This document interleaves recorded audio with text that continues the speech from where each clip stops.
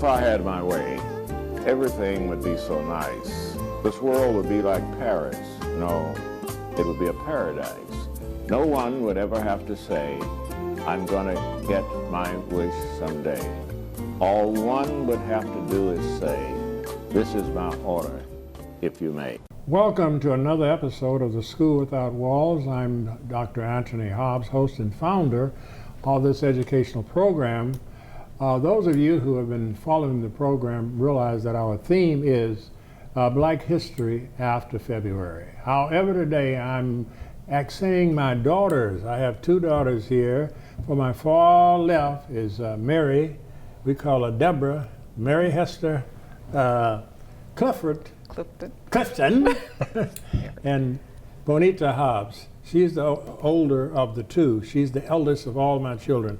Bonita Rosa Hobbs here to my left, and if I happen to slip and say Deborah, that's the that's family perfectly name. Okay. Name is Mary Deborah Hester Clifton. Yes. And this is your life, this is your day. So what we're going to start with Mary.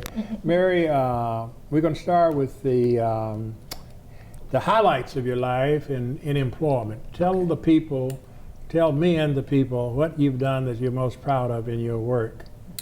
Okay. I think the most important thing that has happened is that my career has allowed me to help develop professionals. Mm-hmm. And that means that giving people the skills to be successful in the corporate environment. Okay. Yes. An example. Could you give us an example? Sure. Okay, one or two. Quite often, because we're on a college campus, children grow up and they're very comfortable and casual in the learning environment in high school, and it goes on into college. But when you enter the professional world, there's different expectations. Go ahead. And those expectations aren't always communicated during the educational process.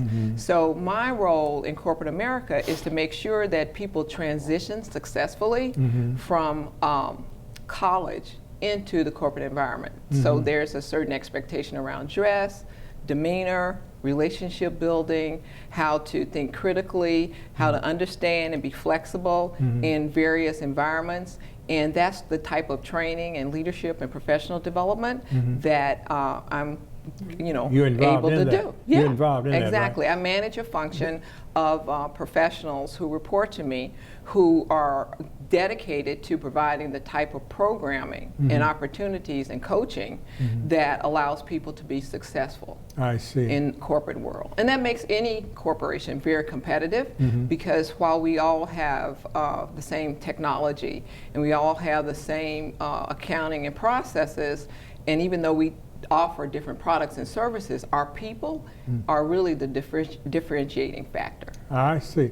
That's excellent. Now, would you emphasize dress? You know, we have a problem. Some of our young people have a problem with dress. Oh my God. What is professional dress and what is not professional dress? Well, I think a lot of times when young people get ready to go out, they're either going out to a nightclub or a party, or they're going to church. And I think professional dress is somewhere that is neither one of those, quite honestly. Neither one of those. It's okay. neither one of those. I think that if you were to err, you'd err on the going to church side, but you want to find something that makes you look very good to the eye, colors that work for you. They don't have to be necessarily extremely loud. A lot of times corporations have colors. If we can remember back in the IBM days, the old blue.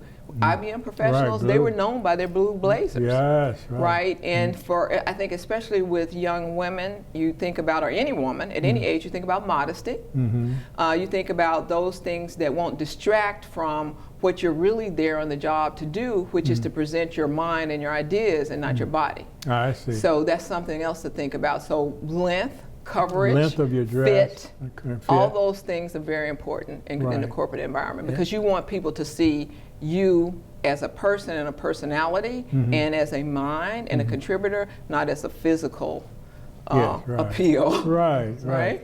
Now, tell us the name of And the I didn't talk about young men, but We can come back to young men. Okay. What is the name of the company that you work for? currently I work for KPMG, and a lot of people think it's a radio station because of the call letters, but it's not. It's one of the top 4 accounting firms in the world. We employ 90,000 people worldwide, and our competitors are probably a little bit more well known because we have grown and incorporated some Swiss and German partners because it is a partnership. Most people know Deloitte and they know PwC, those type of things, but KPMG is one of those top 4 accounting firms. I see. And we offer professional services and auditing. I see. Now, I like to say to the public, she's done a lot of things that I could not do when I was in my early 20s and 30s.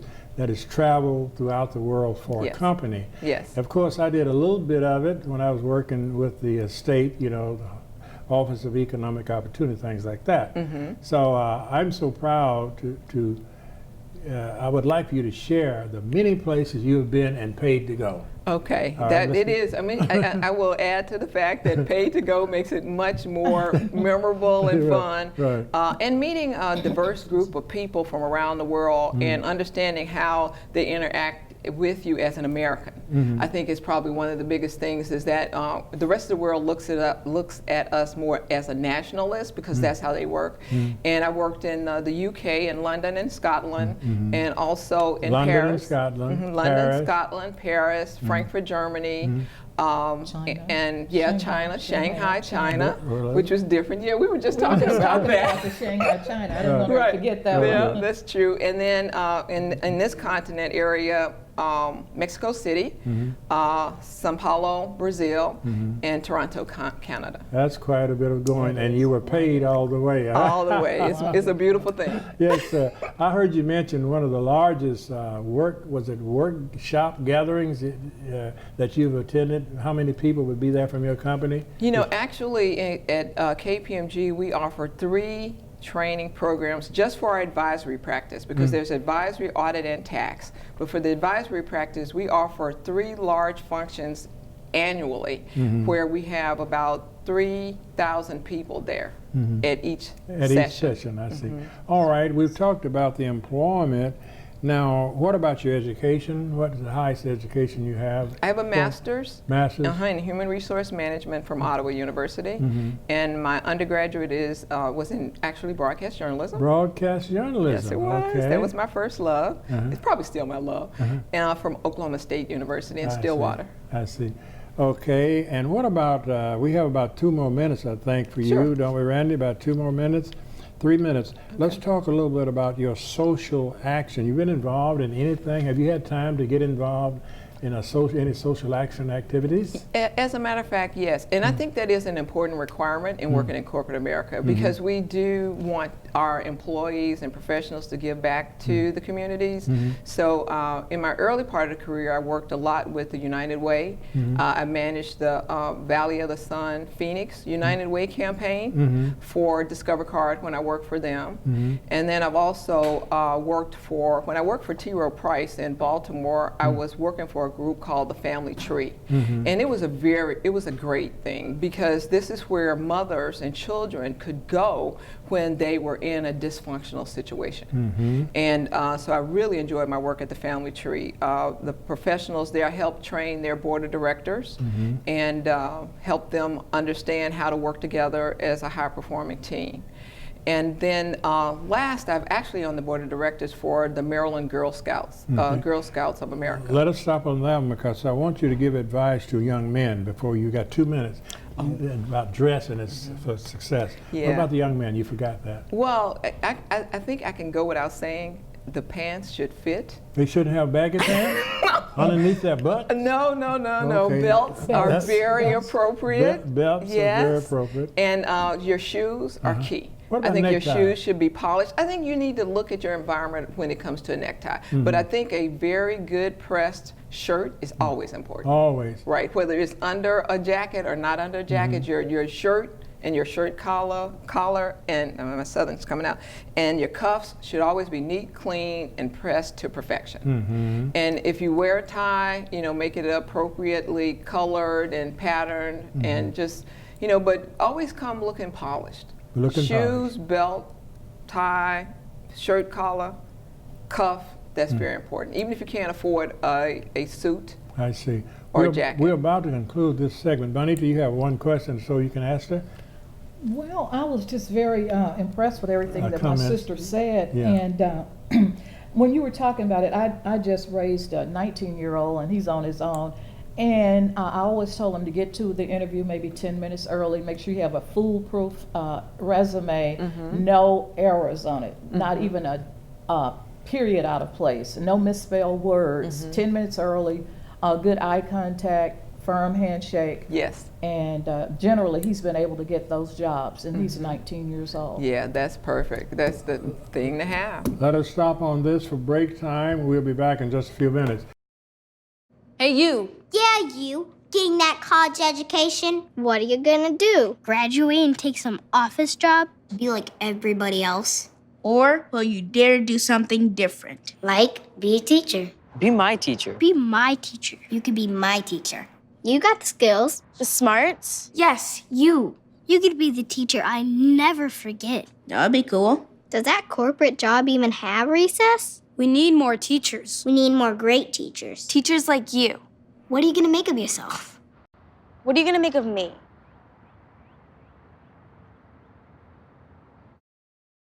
Dappled sunlight through trees and a wisteria-covered front porch. No 2 days are alike, An older woman sorts her medication. so every day you prepare A woman who is blind feeds her service dog. for yourself, She places the bowl on the floor and he eats. for those you love, A mother using a wheelchair packs a lunchbox. Her daughter takes it, kisses her, and runs off. for whatever the day may bring. A man who is deaf signs to a loved one and departs. Being prepared is a part of who you are. But in the case of a disaster, preparation isn't always front of mind. In an emergency, when help and resources may not be available for days, being prepared is more important than ever. It's up to everyone to be informed about what types of emergencies might occur where you live or visit. Knowing the best responses for your personal circumstances is the key to maintaining your health, safety, and independence. Make a plan that covers where you'll go in an emergency and how a personal support network can assist you. Build a kit that contains the specific things you need to survive for several days: food and water, medication and supplies, The older woman assembles her kit. as well as any important documents you may need. She includes a USB drive. Being prepared is a part of who you are, and disaster preparation is no different. The man who is deaf stores his kit in the closet. There's no one more capable of planning for your situation than you. The mother using a wheelchair closes her kit and hugs her daughter. Words on screen. Be informed, make a plan, build a kit, get involved. ready.gov/myplan. Those of you who have just joined us, I'm Dr. Anthony O. Hobbs, host and founder of this educational program called The School Without Walls. I have two of my daughters here today. To my immediate left is Bonita Rosa Hobbs. Good morning. And next to her is Mary Deborah Hester Hobbs. Okay, we were talking, what we'd like to do is sort of introduce you to the public. Bonita, I shall refer to her as Bonita. Let's talk about the highlights of your employment. What have you done that you're very proud of, and explain that briefly to us?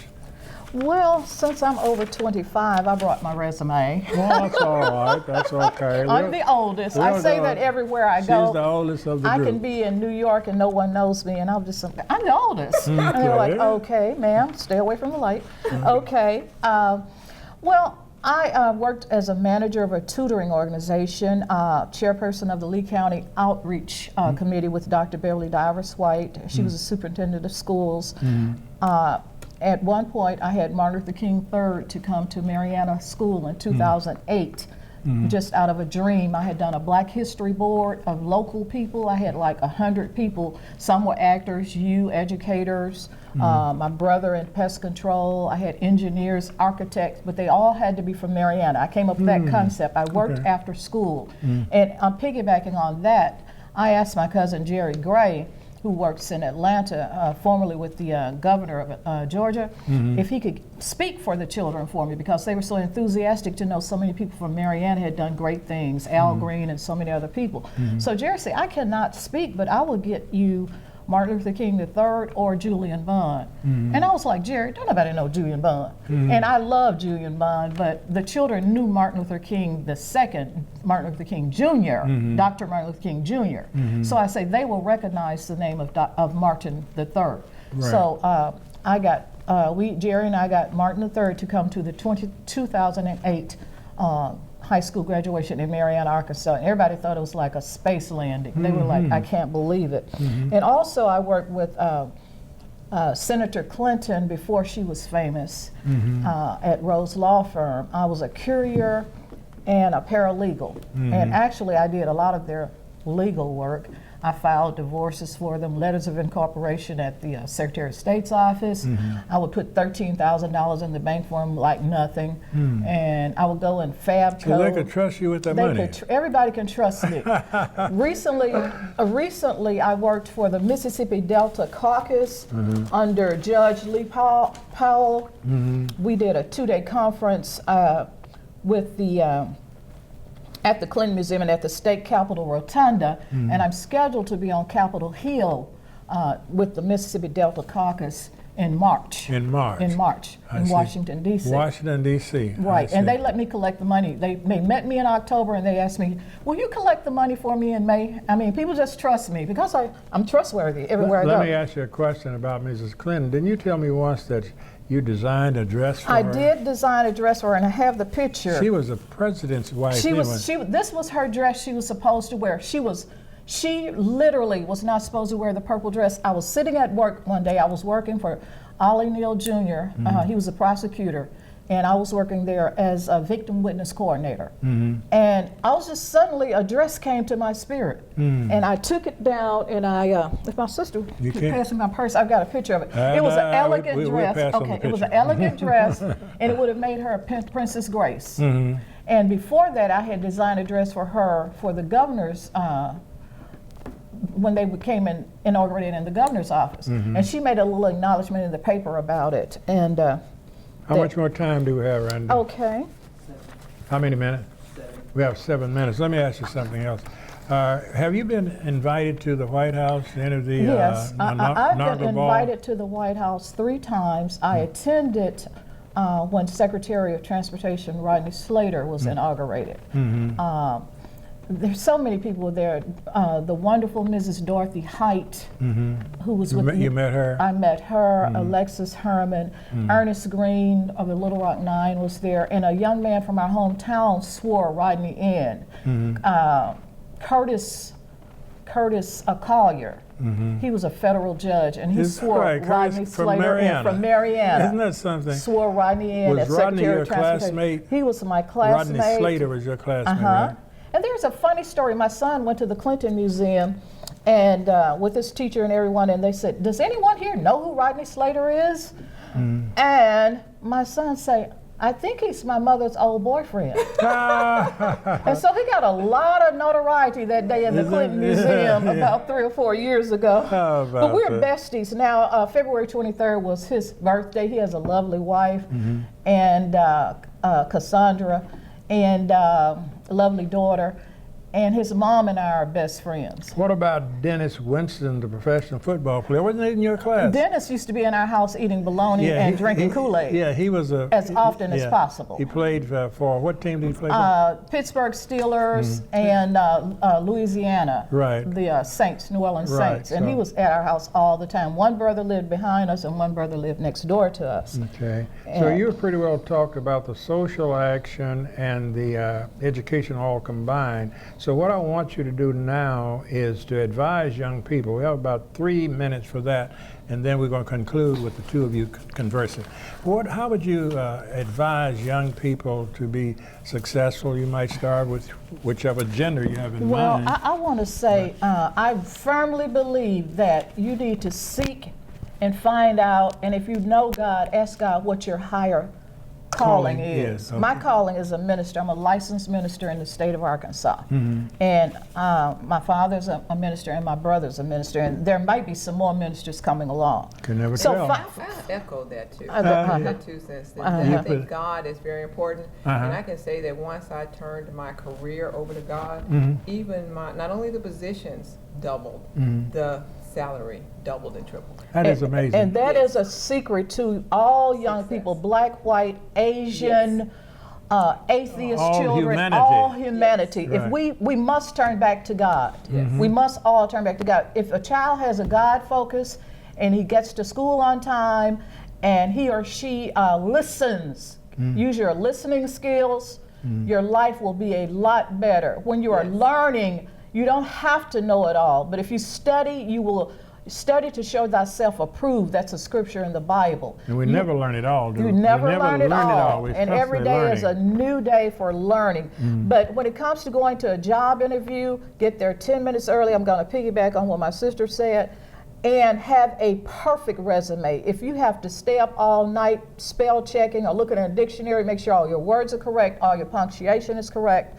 And get there 10 minutes early, have great eye contact, give a firm handshake, dress clean and neat, don't wear a lot of perfume or cologne, feel good about yourself, read self-help books, and watch PBS TV, because you can also, and TV shows like my dad's. We got 3 minutes.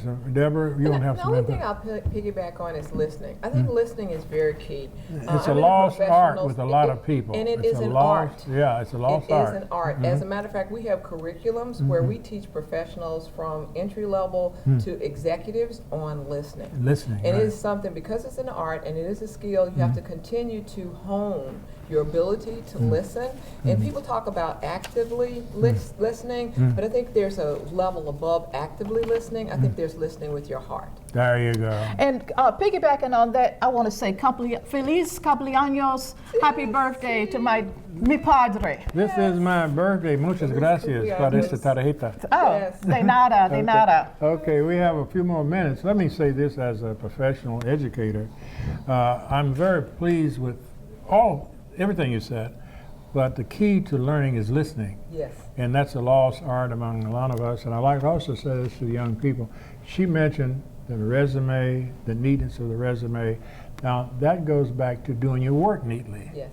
See, I have some students that are good students, but they're careless. They come in with work, but I have to put a red mark on because they didn't proofread it. You see, they didn't proofread it. So if they start doing that in public school, Right. they won't have much of a problem with the resume, right? That's Because right. you spent 16 years of making sure it's done right. And critical thinking. Don't let the computers take away your ability to think. Yes. Very important. For as a person thinketh, so is he. So is he. Yes, And don't yes. let the computer think for you. Think for yourself. And prepare. And prepare, study, study, study. Again, we want to thank my daughters, Bonita, Rosa, and Mary, Deborah, Hester, Hobbs, for being with me. And I Thank think you so much for this you've said a opportunity, lot that will help a lot of people. Okay? That's it, huh? What? Oh, happy birthday to me. Happy birthday to me. Happy birthday, dear Daddy.